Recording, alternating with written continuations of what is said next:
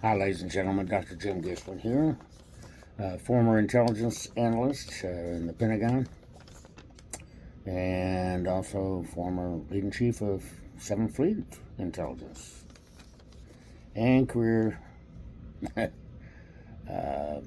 swamp rat up in Washington, D.C. So if you want to know something about the deep state, ask me. I've been there too many times. I was born there. I'm ashamed to say it. Okay. Anyway, President set the UN. He sat there and mentioned to him that he had to stop 3 wars. Excuse me, what is the UN's mission? Stop wars? Promote peace? And all they do is sit there and side with the terrorists? What good are they? Just like he asked, what good are they? Okay? I think we ought to sit there and just tell them to get the heck out of New York City and find a headquarters somewhere else, and we're not going to pay 45% of their salaries and anything else, and we're not going to sit there and have to put up with all those diplomatic plates running around with diplomatic immunity. I've lived in D.C. many times, and let me tell you, you avoided those diplomatic plates on the road. They're a scourge. Well, New York's got enough problems. They don't need, the UN and their problems. Oh, on to Jimmy Kimmel. End of the discussion. Jimmy Kimmel. A non-apology. The only thing good he said was he talked about Charlie Kirk's wife and her era of forgiveness. He forgot to mention that she did want justice. Forgiveness and justice, sometimes go hand in hand. Okay? And, you got to sit there and know that words and actions have consequences. I try and teach my students that. To everything, there's a consequence. Sometimes unintended consequences for a decision. And I said, be careful what you do, because you may have unintended consequences out of it. Anyway, he's only got like 180,000 people listening to him out of 200 and something million.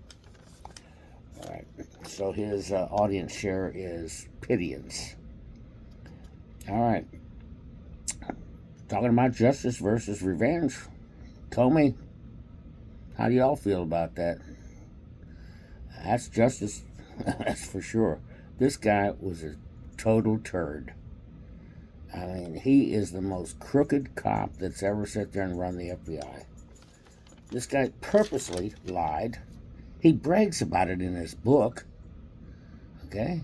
We've got all the info that we can to get him on perjury and lying to Congress, lying to his own FBI agents. Okay? Which is a crime, by the way.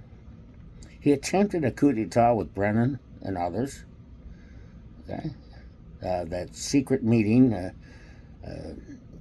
January of 2017, with Obama, Biden, Brennan, and Comey.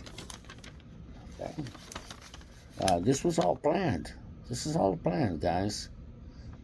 And I sit there and did that stupid Mueller probe, and, Mueller had Alzheimer's too, it appears, because every time they asked me a question, he says, I didn't know about that, I didn't know about that, I didn't know about that. And he was the one that taught Comey. So they were both pretty crooked, which is a hard thing to believe as a hero that Mueller was in the military. I'm sorry to see that, and sorry to hear it. Okay. Trump, was not supposed to win back then. Okay? He just wasn't supposed to win. It was supposed to be Hillary's turn. They were taking turns. All right? Like the seat belonged to them or something like that. No, that's wrong. Okay? And it was actually a coup d'etat attempt. But the voters were too smart. We're smarter than they think they are. Than they think we are. Okay? And no one is above the law. Remember that? You guys on the left, you sit there and said it so many times. And speaking of the left, let's talk about violence and violent language. Okay? Have I ever sit there and mentioned that we should sit there and hurt someone? No, I believe in nonviolence. I'm a total believer in that. All right? And there's just no place. It's like Charlie Kirk said. He said, when the talking ends, the violence begins. We must always be ready to talk. Okay? I mean, you sit there and call people all these names long enough, there's enough freaking crazies out there, all right, that'll sit there and take it seriously, saying, oh, I'm killing Hitler, or I'm doing this. I mean, 2 attempts on the president, and that's after all the failed lawfare attempts, okay? This was all coordinated, and the voters saw it for what it was, okay? All his court cases have been dismissed and been overruled by appellate courts. We knew that was going to happen. Okay, but the media had to sit there and press on. And the media, what is the media doing now? And the Democratic Party, that's controlled by this radical left, progressive Marxists, they're just doubling down. They got no leader.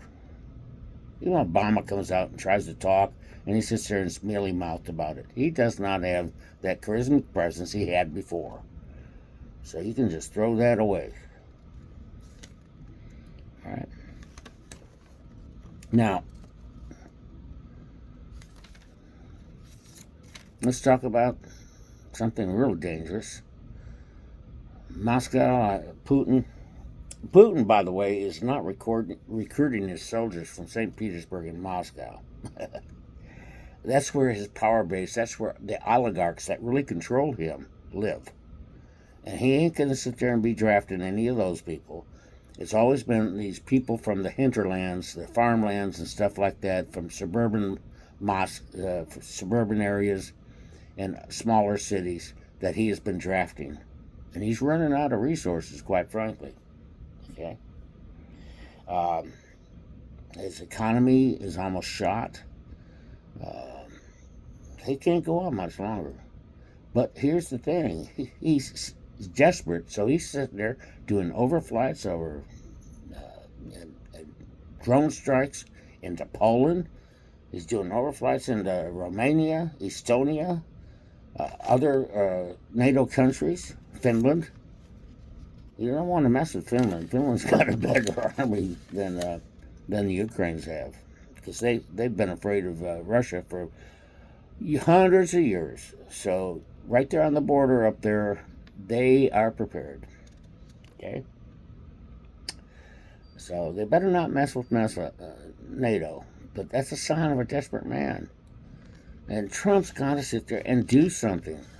The European powers are begging him, do the sanctions. Do the final sanctions.